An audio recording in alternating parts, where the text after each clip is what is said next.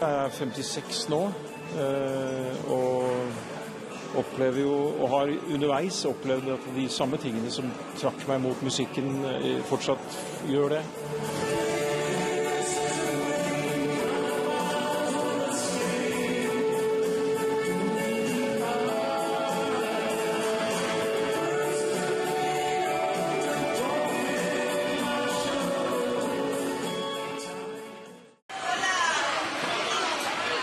Magne Furuholmen møter fansen utenfor sitt hotell i Buenos Aires. 30 år etter sitt internasjonale gjennombrudd har A-ha fortsatt mye av sin magi. Amamos A-ha para siempre, por favor. Los amamos, le mandamos un beso enorme.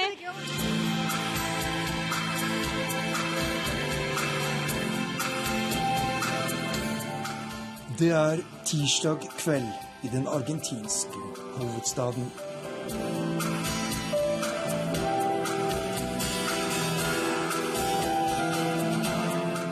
Magne Furuholmen og Paul Victor Savoy gjør sin første øvelse. Norgeshistoriens største band er tilbake 5 år etter at de tok farvel.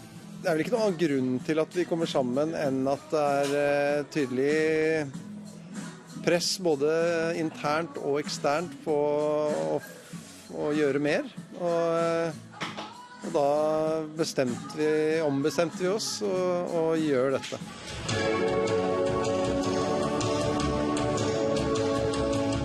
Og det er ikke første gang A-ha gjør comeback etter flere års pause. Dette har ikke vært noen ulempe for gruppen, snarere tvert imot, mener Magne Furuholmen. Det blir noe litt mer akutt over det når du sier at nei, nå gir vi oss, eller nei, nå starter vi igjen. Så det har på en måte blitt litt en sånn, ironisk nok en liksom form for oss da, at vi har disse lange avbrekkene, eller disse øyeblikkene i karrieren vår, hvor vi tenker, kanskje sikkert i forskjellig grad, da, men tenker at nå er det ikke mulig å fortsette, og så var det mulig likevel.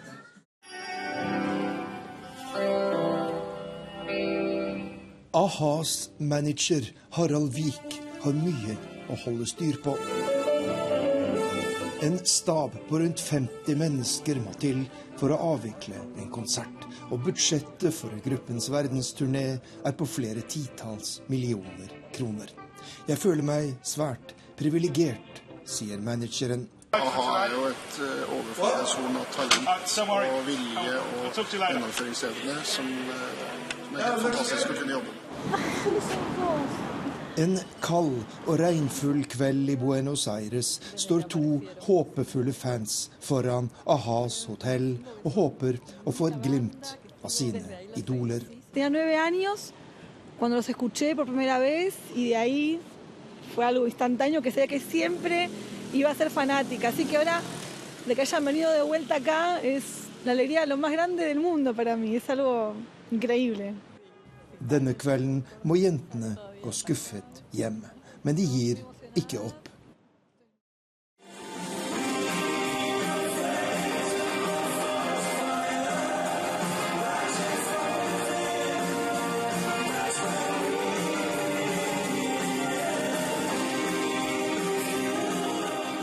Dagen før konserten er også A-has frontfigur Morten Harket på plass. Det er generalprøve, og mye står på spill.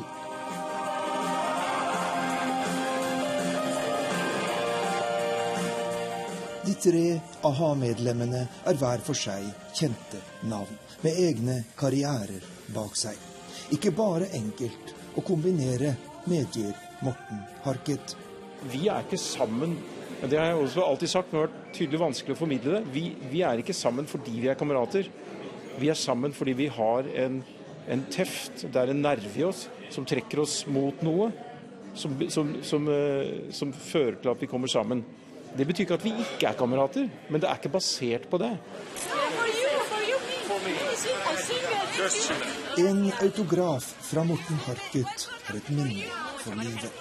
Og denne gangen får Amalia sin store drøm oppfylt. Muy emocionada, la verdad, muy contenta de poder ver a A-ha, bueno, tener la firma de Morten el CD de él, en el video del CD, así que bueno, muy contenta y temblando, la verdad, emocionada.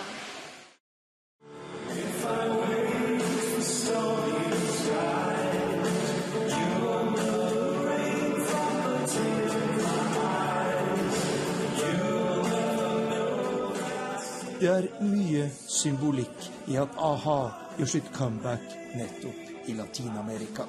Knapt noe sted I verden gruppen mer populær enn her.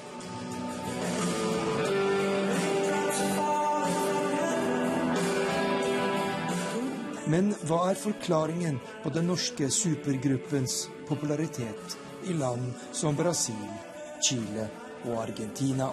Forhåpentligvis så fremstår vi som at vi mener det vi synger, og ikke redde for å liksom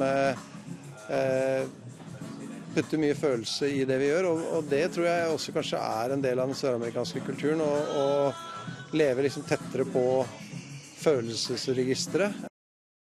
Du har rett, det var det vi gjorde på den siste... Det få timer til konserten starter, og Magne Furuholmen gjennomgår de siste detaljer sammen med manager Harald Vik. En dårlig generalprøve og en god korrigert gjennomkjøring I dag, så det føles egentlig bra.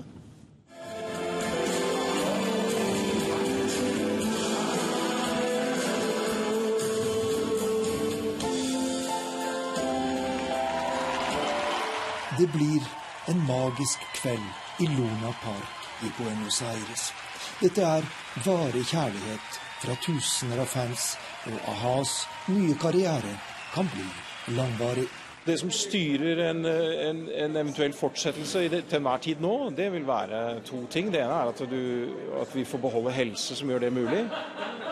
Og det andre at du beholder den entusiasmen og gleden og interessen I å jakte på nytt innenfor det området. Og selvsagt var det en låt som tilhengerne I Buenos Aires bare måtte høre.